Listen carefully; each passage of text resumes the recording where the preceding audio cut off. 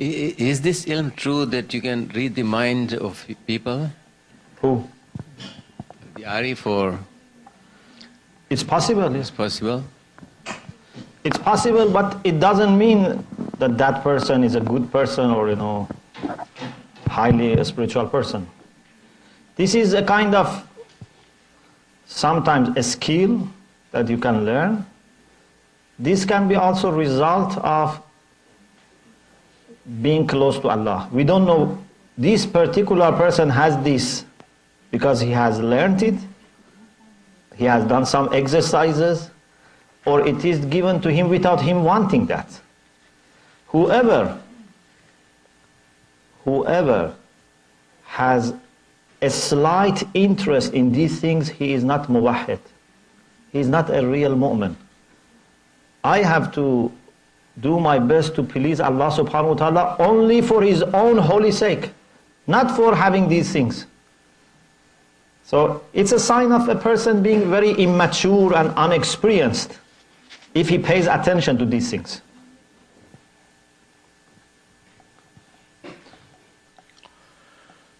Once a person went to one of ulama who passed away recently and said, please tell us what to do so that we can read the minds of people and see the realities. He said, we did our best not to be in this position. Now you want to learn how to do it? Because this is happening at what stage? When they are getting closer to Allah, at what stage this happens to them, and it's very painful for them.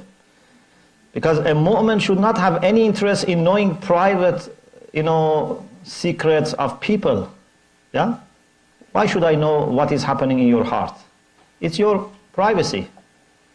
So when they start seeing the realities of people or knowing these things, they try to ignore it, don't act upon it. But some people enjoy this. And this is very bad.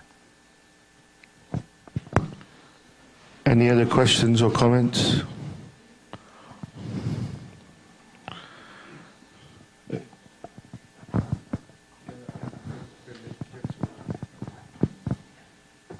Assalamu alaikum. Alaikum assalam. Your lecture today was very inspiring, and I just want to know, as a parent, what are some things that we can do to, as we raise our children, to purify their souls so that they become spiritual as they grow, so that we're not, we don't come to a point in their lives where we've missed that boat.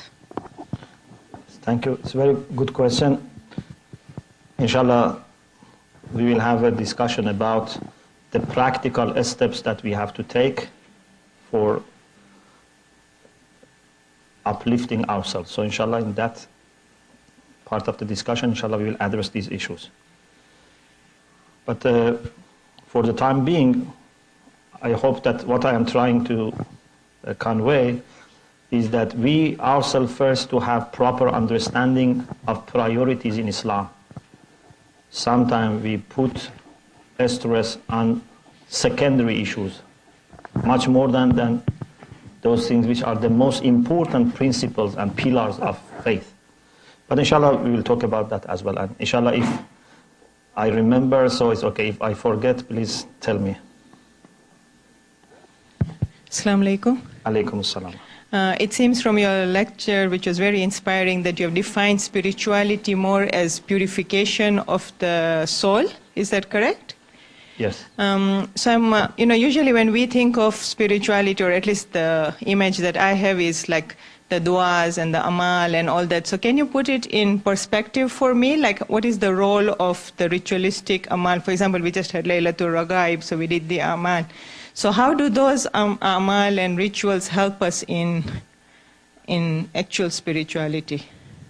Yeah, inshallah, we will talk about it, that part of the process is to perform good actions, the actions which are either obligatory or recommended. Without performing some actions, we cannot have any ambition for being a pious and a spiritual person. So these du'as are very important. Any act of charity, any good action is very important, but we have to understand that we are doing these things for the sake of Allah subhanahu wa ta'ala, not for their own sake. I am not praying or reading this ziyarah because it is my habit or I'm enjoying this. I am doing this because it is something which is loved by Allah subhanahu wa ta'ala. So if, for example, an occasion comes that at the time that I want to read this dua, my, for example, mother or my father or husband or wife is in need of my help. If I am doing this for the sake of Allah, quickly I have to stop and go and help my father or whoever is in my need. But sometimes I say, no, now I'm enjoying reading this dua, it's so beautiful, so I don't want to do anything else.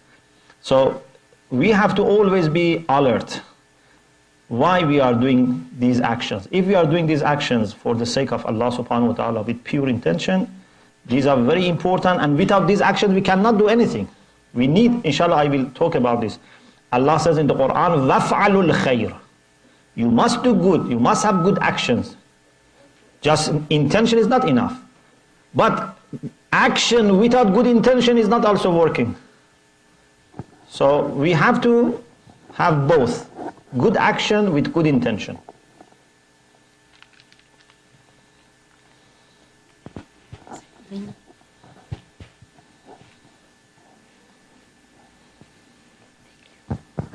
Assalamu alaikum. Alaikum assalam wa rahmatullah. I have a question about something that you mentioned. You said in Islam we are not after strengthening our soul rather than we're after purifying the soul. Yeah. I was wondering, wouldn't it be that a stronger soul would be better at purifying itself? Or isn't it connected, the one to the other? You know, it's just as an example. With regard to your body, what is more important? Health or you to have big muscles? Some people want to have big muscles. They want to strengthen, their body. But it's not that much important. It's important to be healthy. Yes, if you are healthy, then you would have sufficiently a strong muscle, but not more than needed. So some people want to bypass. They forget health. They just want, to take chemicals or, some nutrition so that their muscles become very big. They say, we want to strengthen ourselves. This is not to strengthen yourself. You are just strengthening part of yourself. And indeed, your whole health can be put into risk. So in spirituality is like this. If we have, inshallah we will talk about this, if we have healthy heart, pure heart, qalb salim, this is important. We don't want a strong heart, we want pure heart. Of course, purity by itself brings its own type of strength. Inshallah I will explain. A healthy person has its own strength, but it's different from the strength which comes by vitamins or certain things that make your muscle big.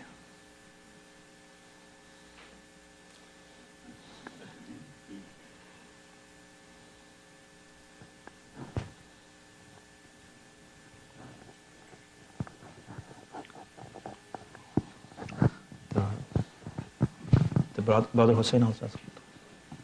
I have a question, and that is, as time passes by and we get more into technology, is it getting easier or more difficult for us to engage and become more spiritual? The reason being is because I work with children in the madrasa as well, right? And typically when we see the children indulging more in technology and getting advantages from it, so how do we address that issue and be able to help children engage in spirituality as well? I think it will be part of your lecture as well, as you were saying.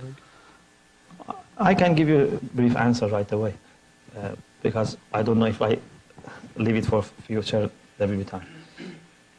The fact that technology is advancing by itself is not bad. Indeed, this would help us in saving some time, and we can use this time on reflection, meditation, praying, making ourselves a better person. But the problem is that this is not happening most of the time. We save time by advancement of technology, and then we try to spend this time in the way which is not useful. Basically, we kill the time by doing things which are not useful. It's not that, for example, if I use, some, for example, machine, now I save time, and then I do some physical exercise, or I go and visit my parents. No, I save time, then I spend it on watching movie, or playing game, or chatting.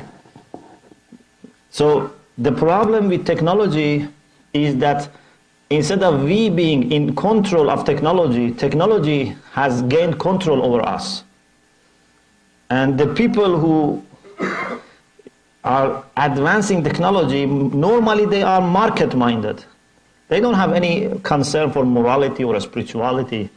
So they try always to make us more dependent so that they can gain more money. So I think we have to be very careful. And I personally believe that Islam has no limit for science. But with respect to technology, we have lots of reservations. Technology is different from science. Technology is application of science and must be morally regulated. Otherwise, it will create lots of problems. One problem is that a child today quickly gains lots of information. So he would have so many information that maybe a person who is 50 years old, 60 years old doesn't have that many information. But the ability of the child to process that information has not increased. So it's like a person who has overeaten. So he gets sick. So you see that children of this age, they know many, many things, but they are still acting very childish. Even if they become sometimes 18, 20, they don't show that maturity that previous generations had. I'm not generalizing, but many people are like this. They have so many information that people of previous age didn't have. But when it comes to making decisions, when it comes to accepting some responsibility, you see that they have not made any progress in that regard. So, if people are really thinking about future of humanity, I think we should stop passing on so many information to the children without increasing their understanding. So this is one of my concerns, and I see that day by day it becomes worse and worse. New machines, new, softwares, new websites, all new social networks, without someone really morally and spiritually evaluating these things. Is it really going to serve humanity or not? Yeah. Brother Hussein? Assalamu alaikum. Assalamu alaikum. Sheikh, as you are traveling a lot and you are visiting the western part of the world very often and coming from an Islamic country, we are facing a lot of challenges in this part of the world, as you are aware of it. We are trying to bring the spirituality a lot, and we are trying our best. It's a big challenge, and we are still not succeeding to our full intentions. As I said, you have been visiting us very often. What sort of other things normally we are lacking on our part here, so that we are not succeeding to our intentions, and also our new generations, which are normally having a lot of context with the world today, with internet and TV shows and other things here. Still, we are lacking the interest from our youths. I would like to just elaborate on that subject. Thank you.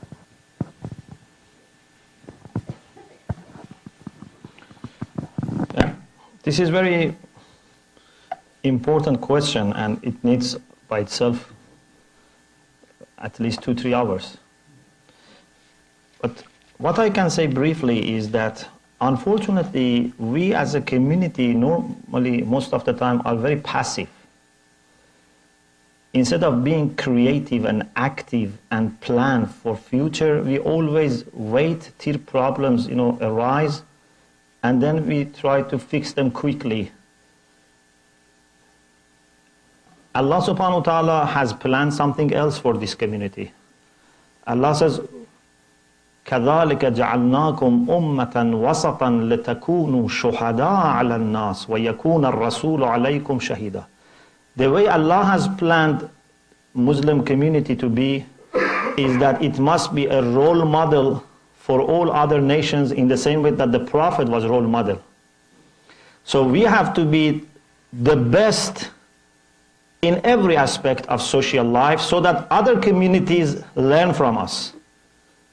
But unfortunately, we are always getting affected by others. And instead of being able to give them something, we are receiving in a very passive way. So the problem that exists in other communities, sooner or later, appear in our community. We have to think anew. And this is the issue that, inshallah, maybe tomorrow night, inshallah, I will talk about it. If that real concept of wilaya is grasped by us and implemented by us, inshallah, we would be in a position to handle this. Without wilaya, we cannot do this. And you are quite right that we have lots of challenges, but I think all these big problems sometimes have very easy answers. Sometimes, you look in Mars or Moon for a solution. But inshallah, when Imam al-Zaman comes, you will see that the answers were so clear, so easy, but we didn't grasp.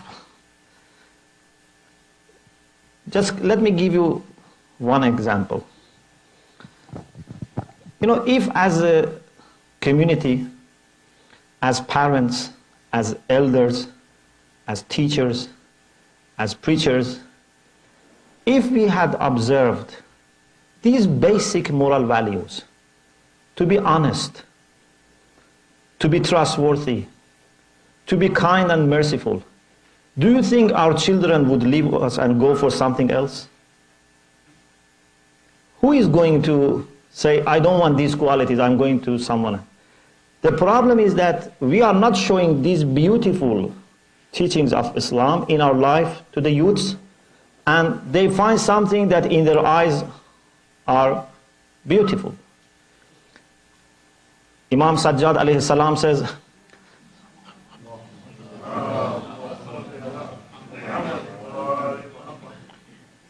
who is the one who has tasted the beauty of your love, then he would go for a substitute.